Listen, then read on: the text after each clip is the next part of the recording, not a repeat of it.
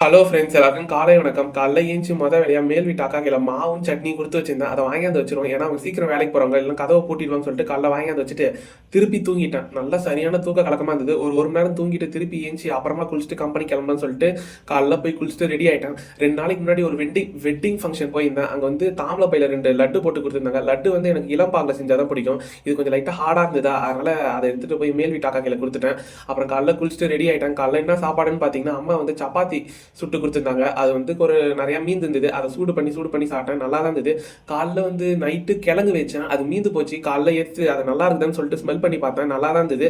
இது வந்து சிறுவள்ளி கிழங்குன்னு நினைக்கிறேன். அதுதான் நினைக்கிறேன். எங்கள் வீட்டில் அதிகமாக சாப்பிடுவாங்க. நான் அவ்வளோ சாப்பிட மாட்டேன். ஒரு 3 இருந்தது. அதை எடுத்து வச்சிருந்தேன். எதிர் வீட்டில் ஆயா வந்து ஒரு கல்யாணக்கார குழம்புன்னு சொல்லிட்டு ஒன்று கொடுத்துருந்தாங்க.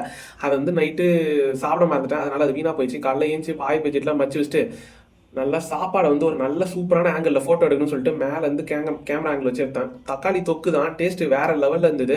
சொல்கிறதுக்கு வார்த்தையே இல்லை. ஒரே ஹெல்த் கான்ஷியஸாக சாப்பிட்றேன்னு சொல்லிட்டு பார்க்காதீங்க. இந்த சப்பாத்தி கிழங்குன்னு சொல்லிட்டு அதான் இருக்குது. அதனால அதான் சாப்பிட்டேன்.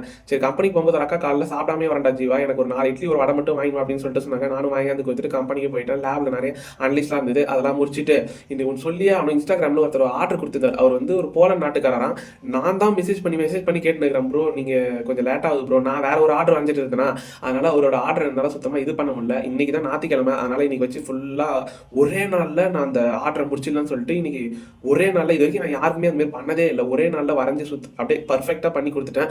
வீட்டுக்கு வந்தேன்னா ரொம்ப டயர்டாக இருந்தது. கொஞ்சம் நேரம் சாப்பிட்டு தூங்கிட்டேன். இந்த பாபு உங்களுக்கு பிடிச்சிருந்தா லைக் பண்ணுங்க, சப்ஸ்கிரைப் பண்ணுங்க, ஷேர் பண்ணுங்க.